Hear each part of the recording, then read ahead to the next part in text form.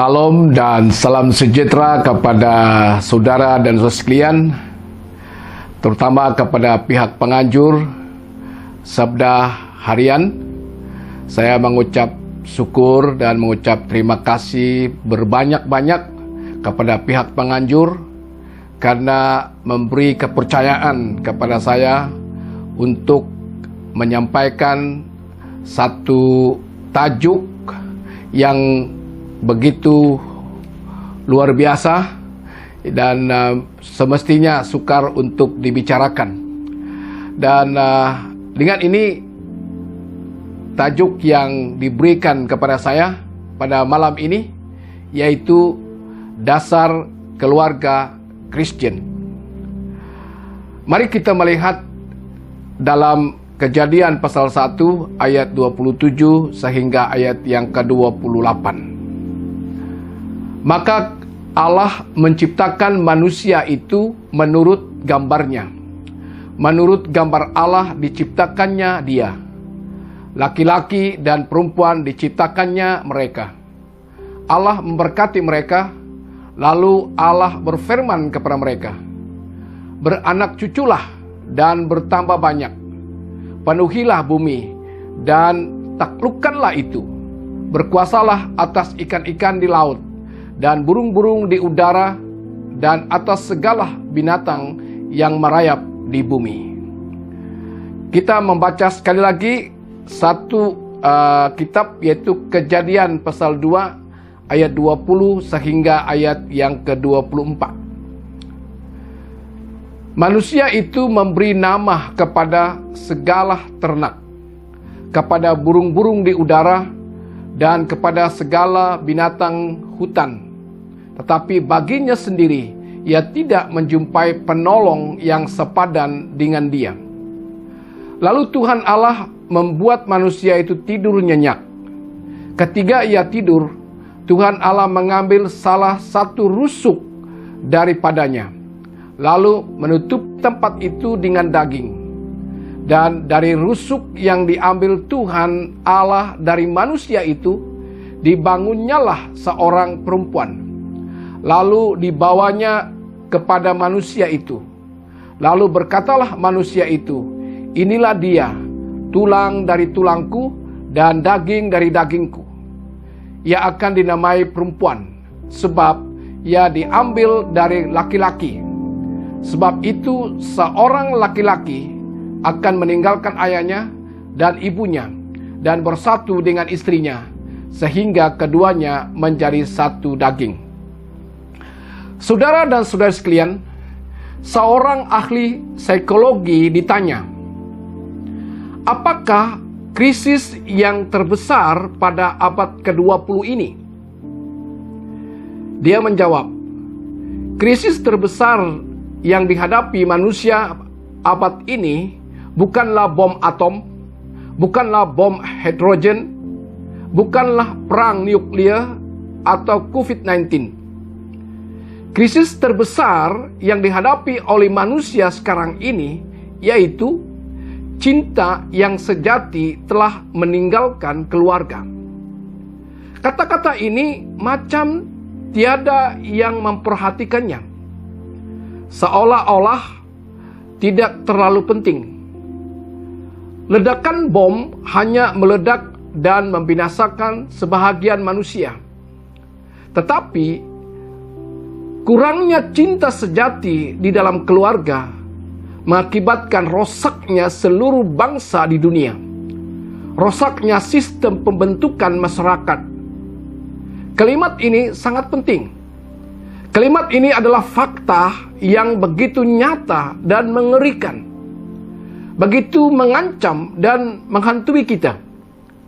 Sebahagian orang membentuk keluarganya, tetapi keluarga mereka tidak mirip dengan keluarga yang dikehendaki Tuhan.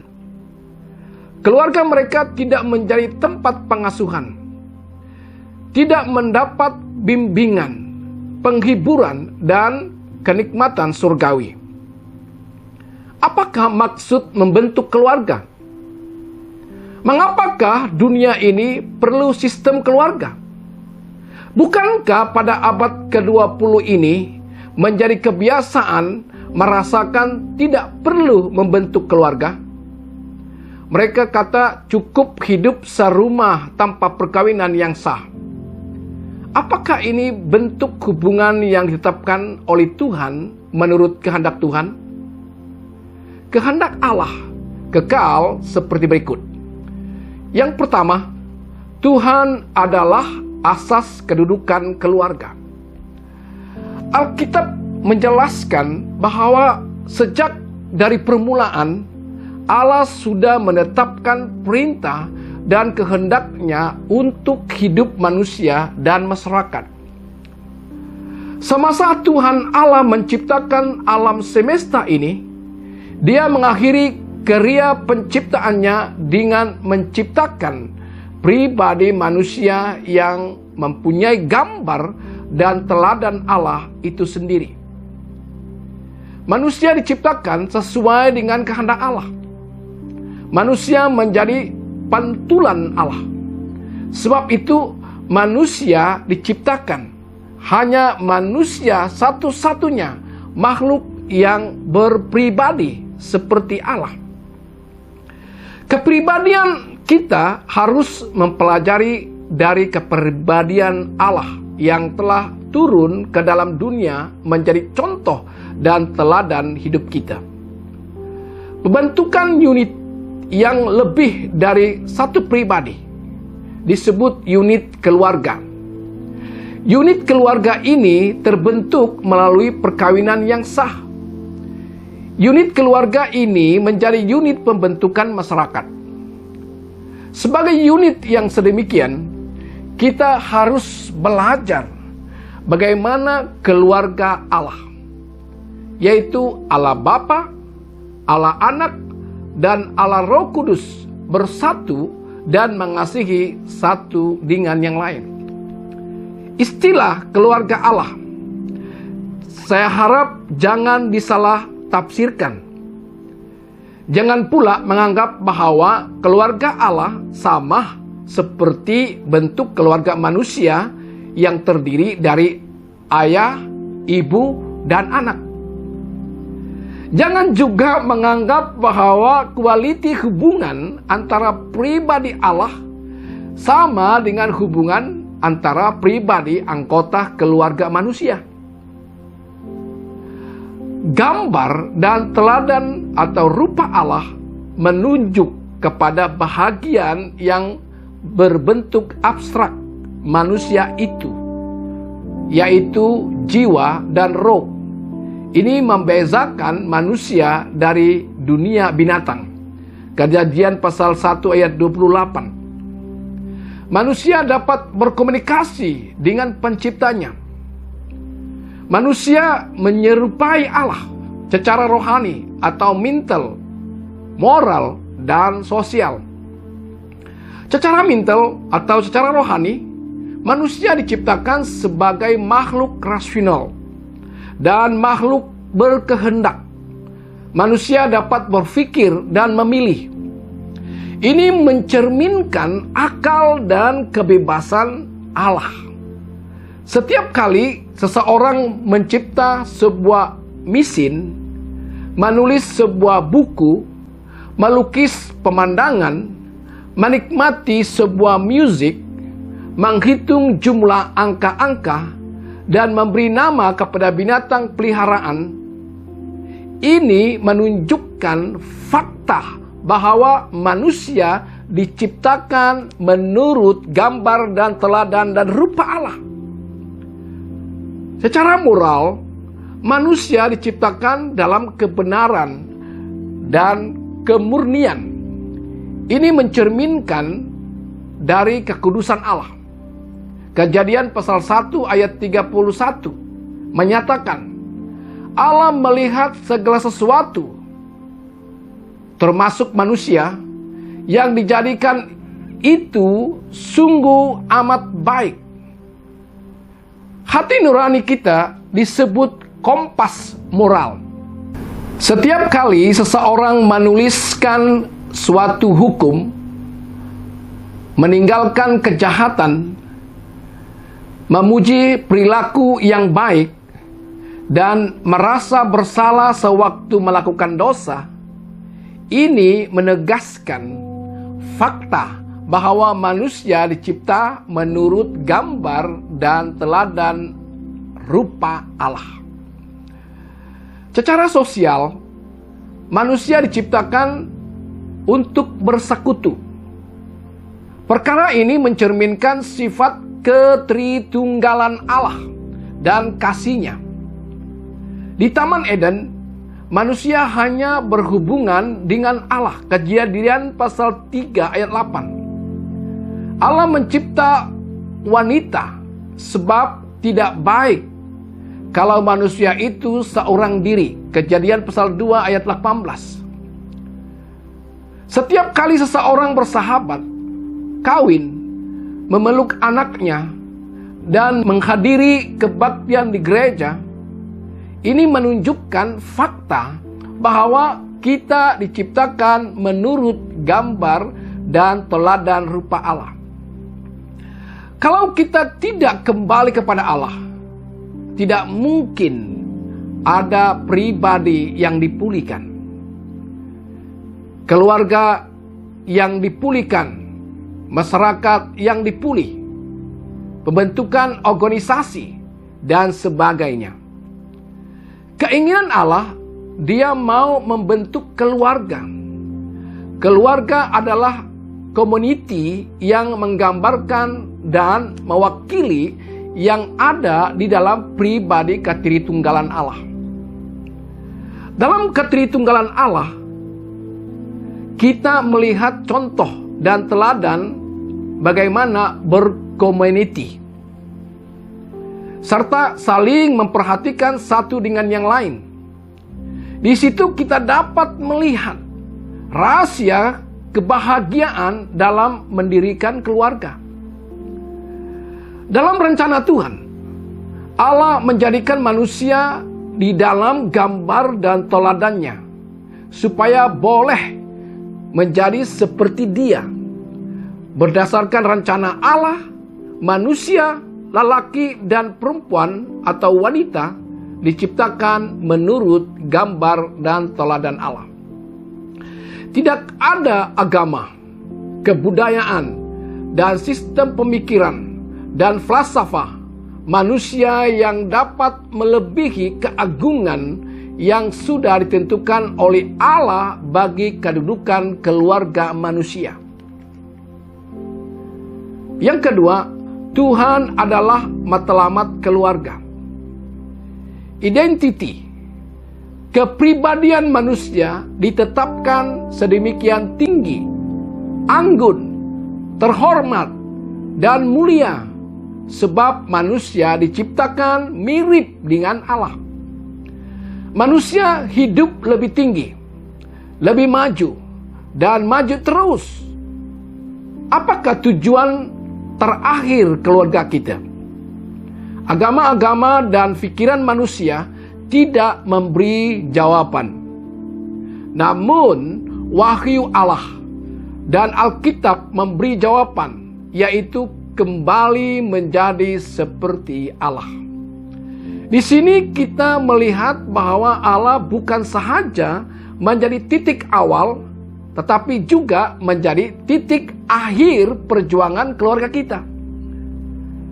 Seluruh proses jalan keluarga kita bukan berjalan di dalam kesesatan dan simpang siur, tetapi ada Tuhan Allah yang menjadi tujuan terakhir dari perjuangan keluarga kita dan perubahan yang keluarga kita alami, yaitu menjadi seperti Dia, seperti Allah.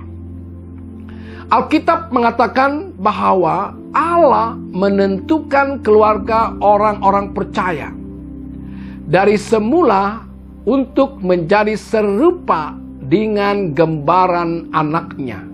Roma pasal 8 ayat 29.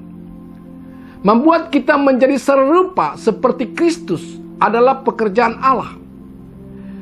Dia akan meneruskannya sampai akhir.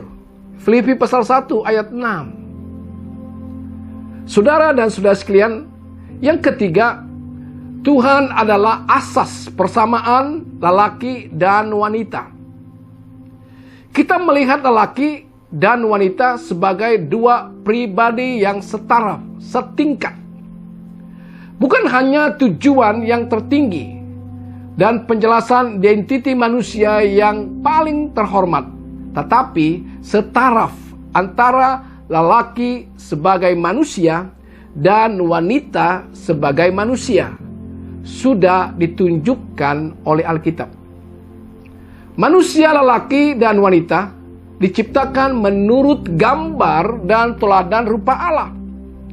Bukan hanya lelaki yang seperti Allah, tetapi wanita juga diciptakan menurut gambar dan teladan rupa Allah.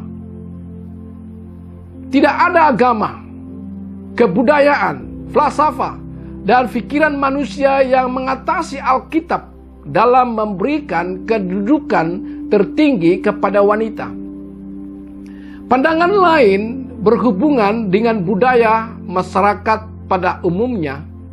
Bangsa Yahudi menganggap perempuan lebih lemah dan lebih rendah darjatnya daripada lelaki. Tetapi di dalam Kristus, perempuan dan lelaki setara, setingkat. Tidak ada perbedaan. Baik lelaki maupun perempuan mempunyai kelebihan dan kekurangan. Tetapi hakikat kemanusiaannya adalah sama di hadapan Allah. Sama-sama ciptaan Tuhan yang mulia.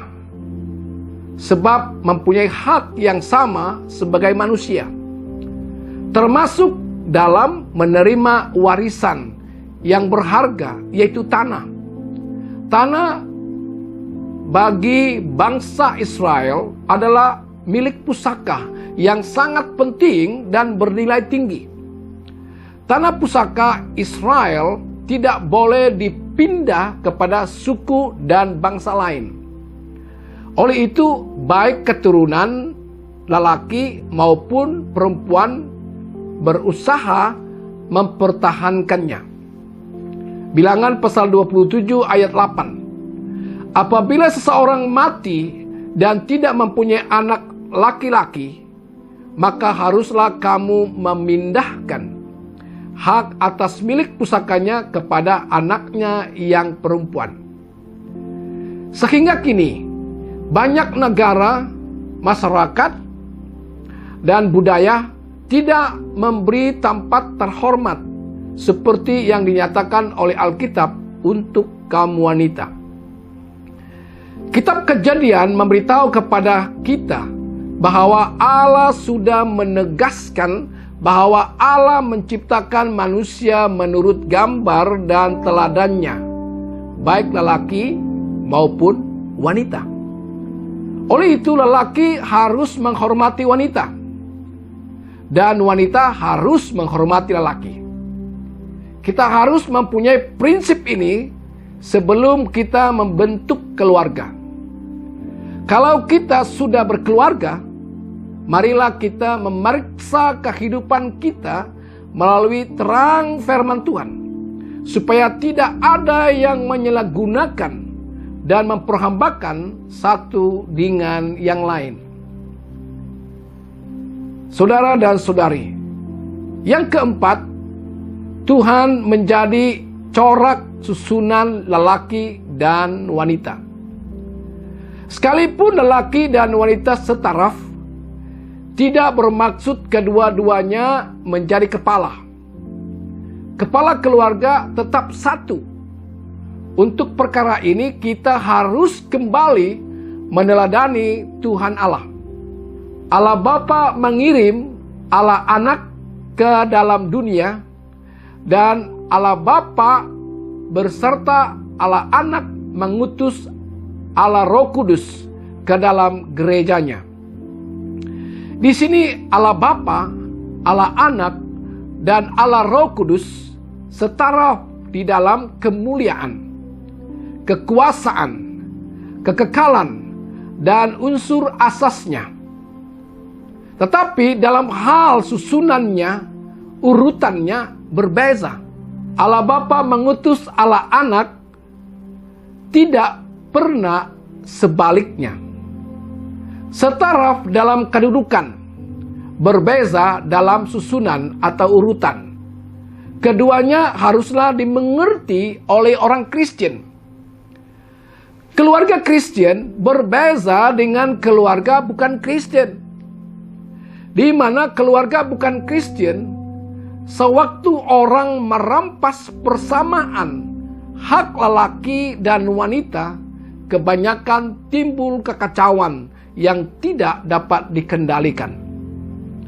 Pada waktu timbulnya gerakan kebebasan wanita, kekuasaan wanita diperjuangkan. Akhirnya timbul keterlaluan yang luar biasa seriusnya. Sehingga timbullah keluarga-keluarga yang pecah, berantakan, homoseksual, kawin sama jenis, dan lain-lain. Terjadinya rampasan kekuasaan secara keterlaluan selalu dilakukan oleh wanita-wanita yang tidak mahu tunduk kepada suaminya dan selalu dipimpin oleh wanita yang menyamaratakan tetapi tidak mengenal susunan urutan yang berbeza. Mereka tidak mahu kembali kepada Alkitab. Sungguh pun mereka mau menyamaratakan laki dan wanita, tetapi mereka merosakkan dan mengacaukan susunan urutan kekeluargaan. Ini bukan cara Kristen. Orang Kristen harus mempunyai pendirian, mempunyai prinsip sendiri, sebab kita diberi firman Allah yang lebih tinggi daripada sistem pikiran dan falsafah apapun. Di sini kita kembali lagi kepada susunan urutan yang berbeza. Alkitab mengatakan lelaki adalah kepala wanita. Namun bukan bermaksud lelaki boleh sembarangan mempermainkan wanita. Lelaki dan wanita adalah gambar dan teladan rupa Allah, mempunyai kesamaan identiti sebagai pelaksana kehendak Allah di dunia ini. Untuk membentuk keluarga, tetap ada susunan. Siapa yang harus menjadi kepala keluarga? Allah menetapkan lelaki sebagai kepala keluarga. Kejadian pasal 2 ayat 18. Tuhan Allah berfirman, tidak baik kalau manusia itu seorang diri saja. Aku akan menjadikan seorang penolong baginya yang sepadan dengan dia. Adam memerlukan penolong. Adam dibuat tidur nyenyak. Dan Tuhan menjalankan pembedahan, operate. Inilah pengaliran darah yang pertama di dalam Alkitab. Pengaliran darah untuk penebusan dosa adalah setelah Adam dan Hawa berdosa. Tetapi pengaliran darah pertama di dalam diri manusia dilakukan oleh Allah sendiri. Ketika Allah memecahkan daging sehingga darah keluar dari Adam, di sini kita melihat ajaran yang penting ini. Suatu simbol, yaitu tanpa pengorbanan tidak ada orang yang dapat menjadi pemimpin. Kalau Adam tidak mau dilukai, tidak mau dibedah, ia tidak mungkin dapat menjadi kepala keluarga. Ia harus ditidurkan dan menerima pembedahan, operasi dari Allah. Sewaktu Yesus Kristus mengalirkan darah, baru gereja muncul. Gereja adalah mempelai wanita Kristus. Kristus mencintai gerejanya, sebab Yesus telah mencurahkan darah untuk gerejanya. Itu dilambangkan pada waktu Kristus mati untuk memungkinkan gereja dapat berdiri. Ini dilambangkan oleh Adam yang harus tidur dilukai, dan berdarah, dan tulang rusuk diambil untuk menciptakan Hawa menjadi penolong baginya. Ada pepatah mengatakan, wanita diciptakan oleh Tuhan dari tulang rusuk, bukan dari tulang kepala, supaya keduanya tidak menjadi kepala. Bukan dari tulang kaki, supaya wanita tidak menginjak-injak lelaki. Pertama, kalau wanita dan lelaki bersaing, berebut menjadi kepala, akhirnya anak-anak menonton siapa jadi juara di rumah. Allah mencipta wanita bukan dari tulang kepala atau tulang kaki. Ini merupakan keajaiban dan bijaksana penciptaan. Yang kedua, tulang rusuk adalah tempat jantung dan hati. Wanita dimaksudkan untuk dicintai oleh suaminya. Sebab memang dahulu engkau ada di jantung hatiku. Wanita ada di tempat yang dekat dengan jantung, supaya suami dapat mencintai dia seperti mencintai jantungnya sendiri. Mencintai istri seperti mencintai dirinya sendiri, sebab dia yang paling dekat di hatinya. Bukankah istilah ini berulang kali muncul dalam surat-surat cinta? Engkau jantung hatiku. Yang ketiga, tulang rusuk adalah untuk dilindungi, dibimbing, dan dijaga. Salah satu gambaran yang paling indah di dalam dunia ialah ketika seorang lelaki melindungi dan membimbing seorang wanita. Saudara dan saudara sekalian, bahagian dari ciptaannya, manusia menurut gambar dan teladan rupa Allah adalah manusia yang mempunyai keupayaan, kapasiti membuat pilihan bebas. Sungguh pun manusia dicipta dalam kebenaran dan kemurnian. Adam membuat pilihan jahat untuk memberontak kepada penciptanya. Adam telah merosakkan gambar dan teladan rupa Allah dalam dirinya. Dia mewariskan gambar dan rupa yang telah rosak kepada semua keturunannya. Dalam Roma pasal 5 ayat 12. Kita memang diciptakan menurut gambar dan rupa Allah. Yakobus pasal 3 ayat 9. Tetapi kini kita menanggung kerosakan akibat dosa. Secara rohani, mental, moral, sosial, dan fisikal, manusia menunjukkan akibat dari dosa. Saudara sekalian, kabar baiknya, Allah menebus kita dari dosa. Dia mulai memulihkan gambar Allah yang asli, yang asal dalam keluarga kita. Allah mencipta manusia baru, keluarga baru yang telah diciptakan menurut kehendak Allah di dalam kebenaran dan kekudusan yang sesungguhnya. Efesus pasal 4 ayat 24. Penebusan hanya tersedia oleh kasih karunia Allah melalui iman di dalam Yesus Kristus sebagai penyelamat kita dari dosa yang memisahkan keluarga kita dari Allah.